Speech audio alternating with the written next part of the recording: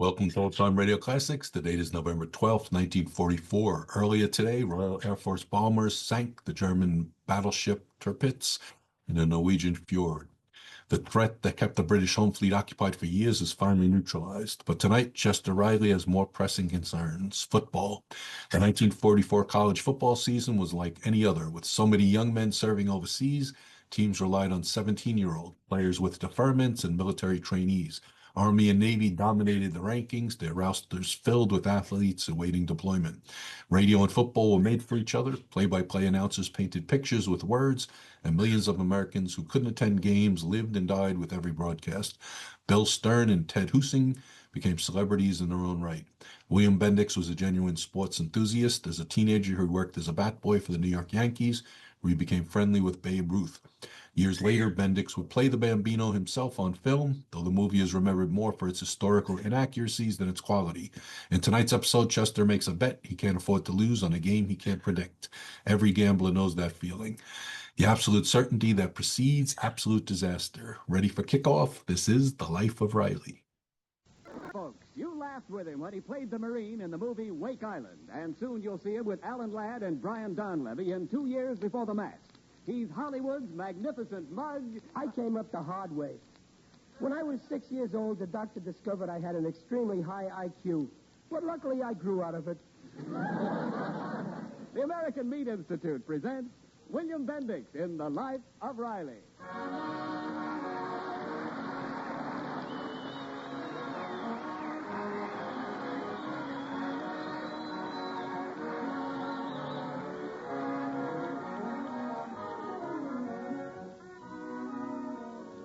The meat people of America, providing a great food for a great nation. If all the areas of these United States devoted largely to pasture and grazing lands for raising your annual meat supply were put together, you could drop 20 states the size of New York on it and still have room to spare. Yes, sir, we're a nation of meat eaters, America. And now, on behalf of all those engaged in supplying meat to the nation, the American Meat Institute presents The Life of Riley.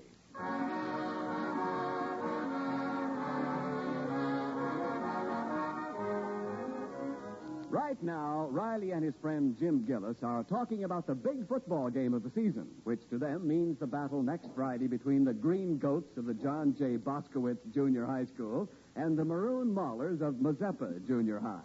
Listen to the enlightening debate. Yeah. Oh, yeah. Listen, Riley, I'm telling you, like a friend, them Buskowitz Green Goats ain't got a chance against the Mazeppa Maulers. Yeah, who says so? My boy Elmer says so. He ought to know. He's captain of the Mazeppas. The trouble with you, Gillis, is you're prejudiced. Family loyalty's okay, but just because your boy's on a team, that don't mean the team is going to win. Maybe so, Riley. But what makes you so sure the Green Goats is going to win? Because my boy is on the Green Goats. And he ain't just a beefy fullback like your Elmer. Junior's quarterback on the Goats. They call him Spark Plug Riley. I heard that Spark Plug is full of carbon, too. Well, not my boy. Junior's been giving his team some trick plays that are absolutely impossible. My boy's team don't need no plays. They just take the ball and walk down the field with it, brushing off them Green Goats like flies. Yeah. You want to bet? I'll bet you $1 million that the Green Goats win. How much? $2. Riley, I wouldn't take your money on a sure thing. Put up your dough. Well, it ain't right to bet on school sports, or I would. Come on. Let's see the color of your money. You can take my word for it. It's green.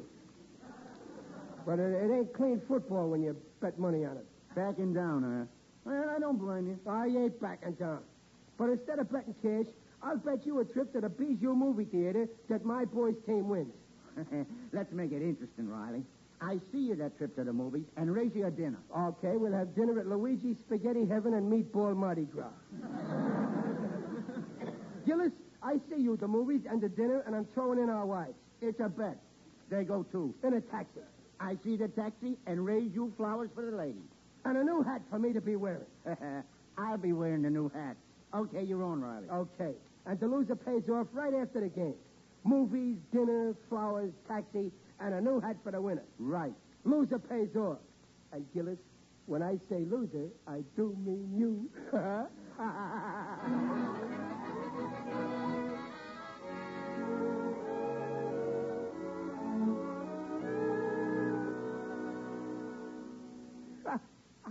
So, Peg, I foxed Gillis into a deal where he's taking us out for a big evening. Free, gratis, and for nothing.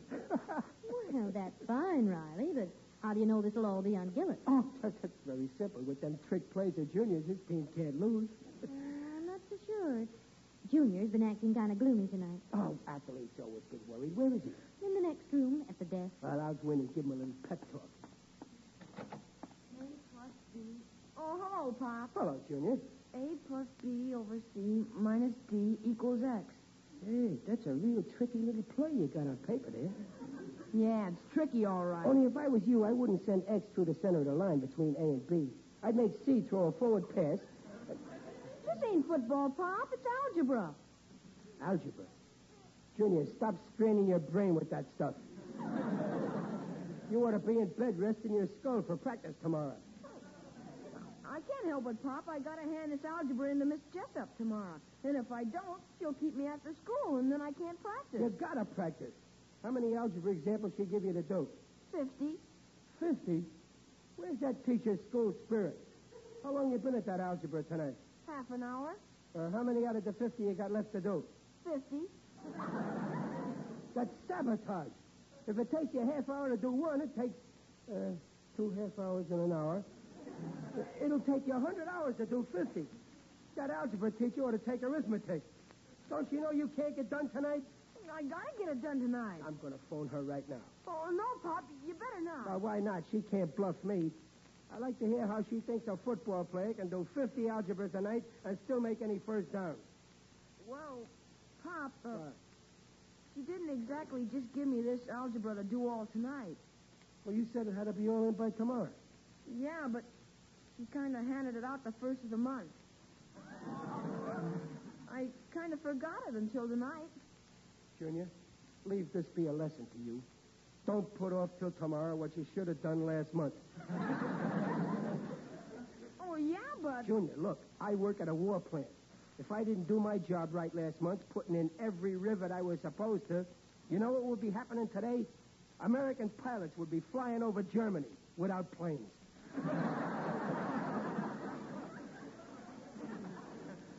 Oh, yeah, but Pop... Look at you.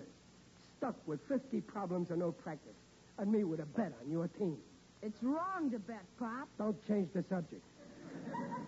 I had a better backwater in front of Jim Gillis. Now your team's got to win or I'll get the ha-ha. Come on, get busy on that algebra and hand it in tomorrow so you can practice. Oh, gosh, Pop, you just proved it couldn't be done by tonight. Oh, certainly it can be done. All you got to do is do it faster. Okay, but I won't be any good at practice tomorrow. And if the quarterback's no good, the team goes to pieces. Yeah. And if the team goes to pieces, they lose the game. And I got another mouth to feed. Jim Gillis and his wife, too. You have to buy him dinner? Yeah. And can they eat? If you leave an arm on a table, Gillis starts putting ketchup on it. And... Junior, my head is made up. Give me that algebra book. What are you going to do, Pop? I'm going to do this homework, and you're going to bed. Oh, gosh, thanks, Pop, but can you do algebra? Can I do algebra? I'll breeze through them 50 problems like nothing.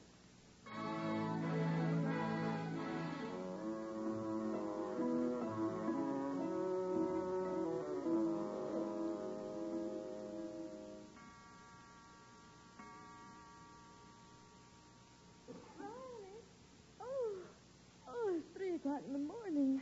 Aren't you through with that algebra yet? Well, no, not quite. I had 50 problems to do, but I'm in the home stretch. How many have you left to do? 45. Oh, Riley. You only did 5 in 6 hours? Oh, is it very hard? Well, you know, in algebra, they ring in a lot of letters on you. I get along okay with A, B, C, and Y, Z, but they keep asking me to find X. What do they do with X when they find it? I sort of forgot. Well, I don't know, but they think they gotta have it then. It's tough to find X because it's what they call an unknown quantity.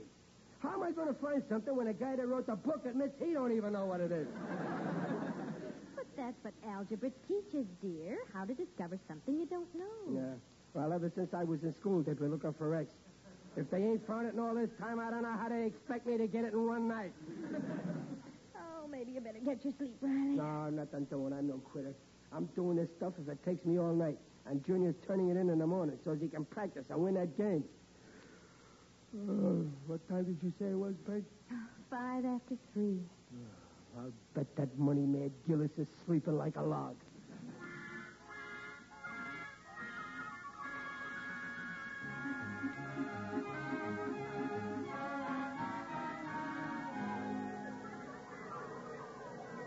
Hi, Stumpy. Hiya, Junior. Don't forget practice today, right after. Okay. Secret signals and trick plays. Tell a team. Gosh, listen, Junior. I don't know if I can get to practice. I'm afraid Miss Jessup is going to keep me in on account I haven't got my algebra. Stumpy, you should have done your homework. Oh, yeah? I suppose you got yours done. Sure, I got them all done. Duh. You want to see them? Okay. Look in my book. Well, I'll be a monkey's uncle. Hey, Walleyes, look at Riley's got all his algebra done. Ah, now you done it, Stumpy. They're all gonna copy my answers. So what? You don't want one of your own team kept that after school, do you? Oh, no, but... Hey, Riley, nice work. Come on, guys. Let's get Riley's answers down fast. Then we all get to practice today. Come on, Hey, guys. wait, fellas. I ain't giving the whole school my answers. Of course not. We'll keep them private. Yeah, just between us 11 guys and the team.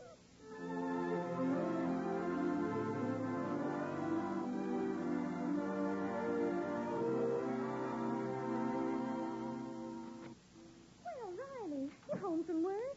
Oh, my, you look tired. Oh, what a day I had. I had to work with one hand. I used the other to prop open my eyes. No wonder after being up all night doing Junior's homework. I got it done, didn't I? All 50 answers, neat and good. Gillis kept asking me what was I so sleepy for. Did I burn him up? Oh, how? I told him I dreamed I won the bet, and when he was paying off with dinner, I ate so much fancy food it gave me a nightmare. Boy, I got that Gillis worried. I hope I can keep awake until it's time to go to sleep. Well, why don't you take a nap before dinner? I guess I will. But wake me up as soon as Junior gets home from practice.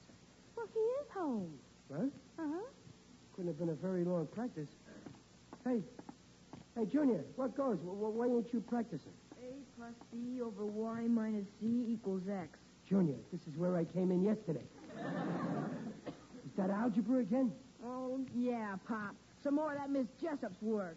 Junior, did she give you more algebra after you handed in them 50 examples I did last night? Oh, yes, sir. I handed in my answers, and the rest of the team handed in their answers, and we was all set to go to practice, and all of a sudden that Miss Jessup says, By an odd coincidence, I find that 11 boys in this class all have the same answers. So what? 11 boys all know their stuff. and then she says, By an odd coincidence, these 11 boys are all on the football team. Oh, is that so? I suppose with her it's a crime to play football, huh? and then she says, And by an odd coincidence, these 11 boys are the same 11 boys who are getting 50 more problems to do tonight. What? She can't do that to me. so we all had to come home and do algebra instead of practicing. No practice. After me working all night. And if we don't have the new 50 done by tomorrow, she says we can't play the game at all. We'll be ineligible. I've heard enough. That Miss Jessup is a spy from Mazeppa High. She's working for the wrong school. She must have half of Gillis's bet. This is a frame-up. Oh, gosh, where are you going, Pop? I'm going to see that Mrs. Jessup and give her some pieces on my mind. I'll give her algebra. Mrs. Jessup, I'll tell her, if A for algebra equals B, we get beat in that game tomorrow, then X is going to be the unknown place where you'll be looking for a new job.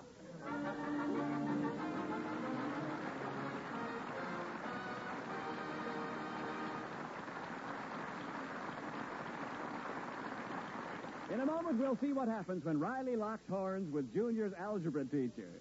But right now, this is Ken Niles, O.M. orator for meat.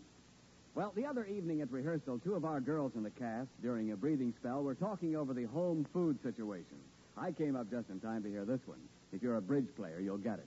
You know, one of them said, I believe it was Peg, when in doubt, lead hamburger. Well, that lead wins the trick every time as far as I'm concerned. Because look what you get in hamburger. All meat. Sizzling, glistening brown, easy carving, not a bone in a carload. A homey flavor that rings the bell any place, any time.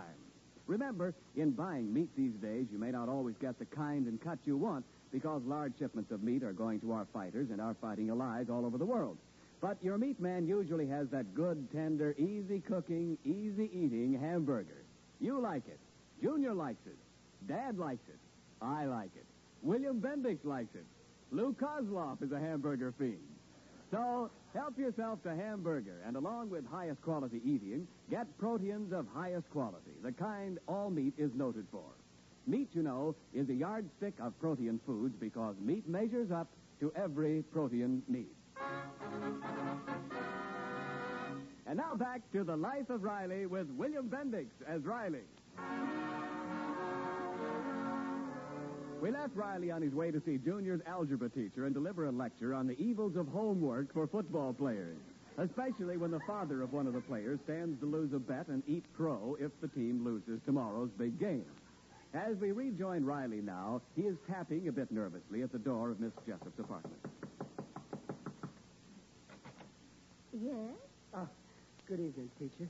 Miss Jessup. Junior Riley is my father. His father. I mean, I am. Oh, well, do come in, Mr. Riley. I'm always glad to meet the parents of my pupils. I hope you'll excuse all these papers on the floor. I'm doing some homework. Homework? Who makes you do homework? The principal? Well, it's my job, Mr. Riley. I have to correct and grade all the homework done by the class. But sit down, do. Oh, no, thanks. Miss Jessup, I'm here to say something about Junior's homework. That's very thoughtful of you. It could be improved. No, doubtless you are very correct, Miss Jessup. But on the other hand, how about football? What's with all this algebra? You can't put algebra up on the scoreboard against them Mazeppas tomorrow. Perhaps not, Mr. Riley.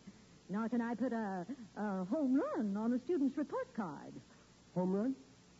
Miss Jessup, don't you know nothing about football? Very little, I confess. I went to a girls' college several years ago. To me, football is a superfluous adjunct to the curriculum. After all, what is football? What is curriculum?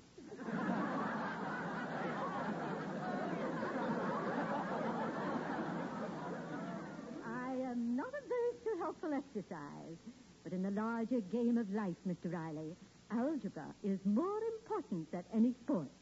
Who to? Pardon me? I say who to is it more important to? You know, you never see no algebra scores in the newspapers, do you? No, but no. You never heard no big cheering section in the grandstand yelling, blocks that unknown quantity.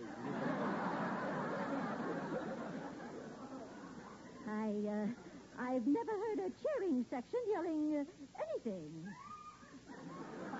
Miss Jessup, are you kidding?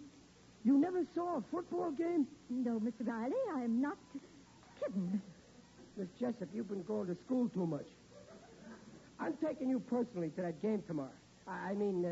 May I? Why, I'd love to go. Oh, that's swell.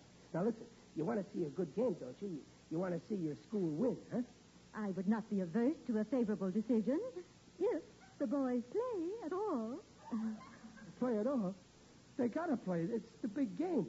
You ain't gonna stick to that fantastic idea of them handing in 50 algebras tomorrow, are you? I most certainly am. Oh, have a heart, Miss Jessup. Look, them boys give you 50 algebras today, and you sock them 50 more. Yes, Mr. Riley. By an odd coincidence, 11 boys with the same set of answers. So what? Look, there's only one right answer to any one of them gimmicks, am I right? Certainly. Okay, now I got you. Everybody that gets the right answer gets the same answer. What's so funny with them 11 being right? Nothing. That would be fine. If they all had the same answers, and every answer was wrong. Wrong. My answers, Junior's answers were all wrong? They were? What a revolting development this is. Were the answers very wrong? Fantastically wrong. You see, Mr. Riley, it was obvious that all the boys had copied their answers from one boy, who, I'm afraid, is not on par mentally with the average 13-year-old child.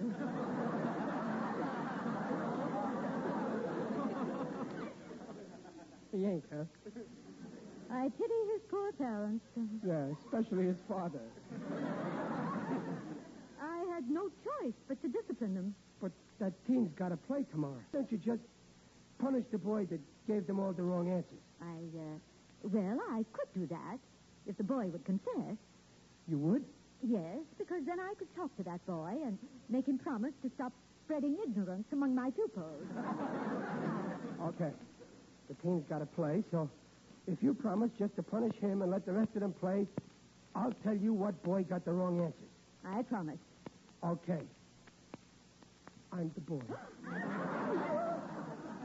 Oh, Mr. Riley, a grown man. Well, not quite. I'm still grown. You see, I did Junior's answers, so they all must have taken his. I mean mine. I see. So now you'll have to let the team play and just punish me. I wear a size 7 and 5/8 dunce cap. Very well, Mr. Riley. I'll keep my bargain. The team shall play. Oh, thanks. That's great. Now, for your punishment, just sign this slip of paper. Is that all? Oh, sure. Give it here. There you are. It's all signed. Now, perhaps you'd better read it, now that you've signed it. Mr. Riley, I want you to carry out what you promised on that paper. Oh, sure. They say that. I hereby agree to attend all classes assigned to me at adult night school. Hey, nothing doing. Give me back my signature. I can't go to school now. I'm 38. How'll it look? I'll never see my wife. If you want that team to play, you'll report to my algebra class for beginners tomorrow night. After 25 years, I'm going back to school. What a long recess.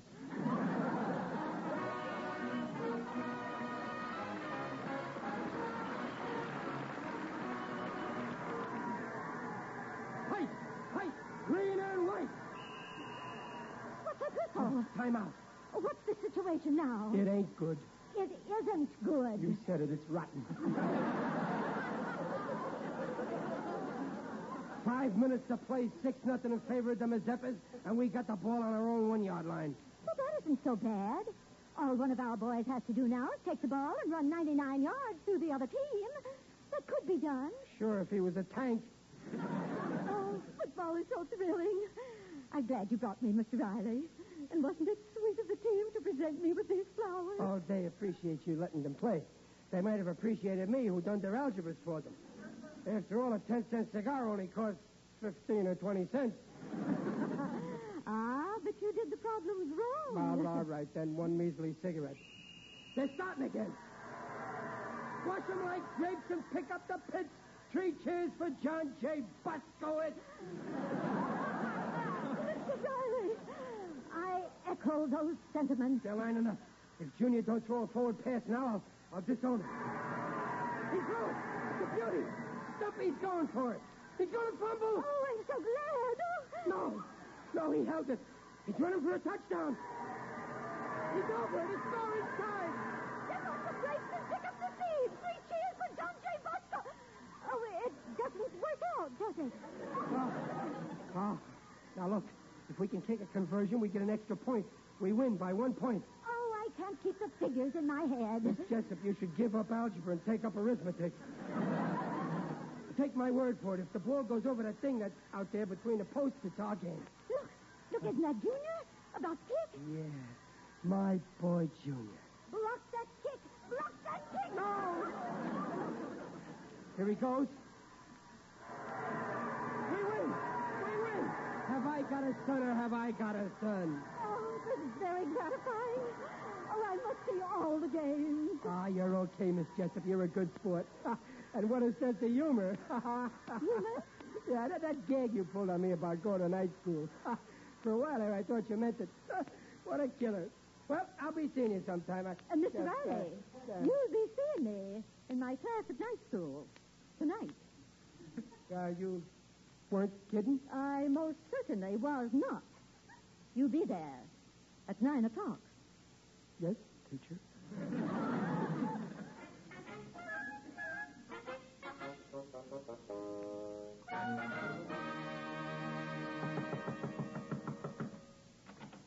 Well, here I am, Riley. The taxi's outside with the missus, and I'm here to pay off the bet. Bet? Oh, yeah, Gillis. You're taking us all to the movies and dinner. Yeah, right. You know, the goats was covered with horseshoes, but they won, and I'm paying off. Friday, we said, right after the game, huh? Oh, here's your flowers, Mrs. Riley. Come on, Riley, let's go. You go on, Peg, and take Junior instead of me, huh? Nah, come on. What's wrong? Oh, listen. Here's your new hat, too, Riley. It's the biggest I could get. Size 7 and 8/8. Hey, what are you doing with all them books in the book strap? Oh, I'm getting ready for school. School? At your age? Age has got nothing to do with it. It's ignorance that counts.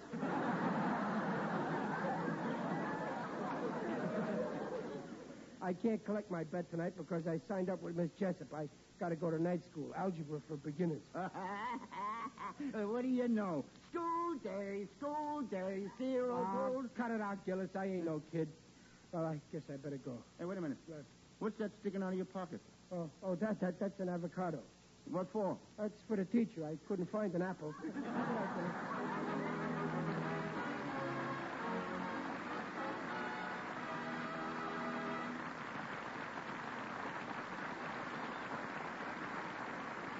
The Rileys will be right back.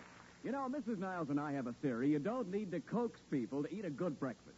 Now, take me, for instance. Just put a platter of crisp little pork sausage links in front of my plate at breakfast, or a few slices of golden brown bacon, just long enough for me to get one whiff of that breakfast meat fragrance, and boy, I eat. So I suggest that in order to get folks to eat more of the breakfast they ought to eat, you women add a little more breakfast meat to the breakfast table. And just as a reminder, may I mention that there's a wealth of food energy in those good breakfast meats, as well as the right kind of proteins in every meaty bit of lean. All meat has the right kind of proteins, right to grow on, right to maintain body tissues on. Meat is a yardstick of protein foods because meat measures up to every protein need. And remember, the nutritional statements just made are accepted by the Council on Foods and Nutrition of the American Medical Association.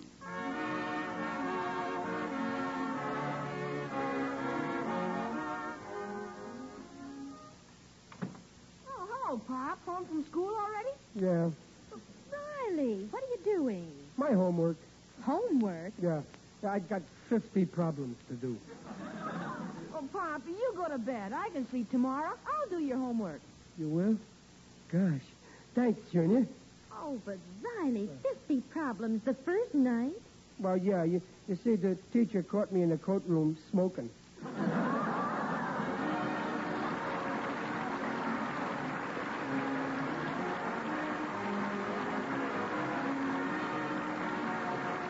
Tune in next week at this very same time for a lot more laughs when Riley becomes a pilgrim and heads for the woods to shoot a Thanksgiving turkey. The Life of Riley stars William Bendix and is sponsored by the American Meat Institute. William Bendix as Riley appears on this program by arrangement with Hal Roach. The Life of Riley was directed by Don Bernard with music by Lou Kozloff and came to you from Hollywood. This is Ken Niles saying, see you next week. This is the Blue Network. 7:30 KECA, Los Angeles. Transcribed.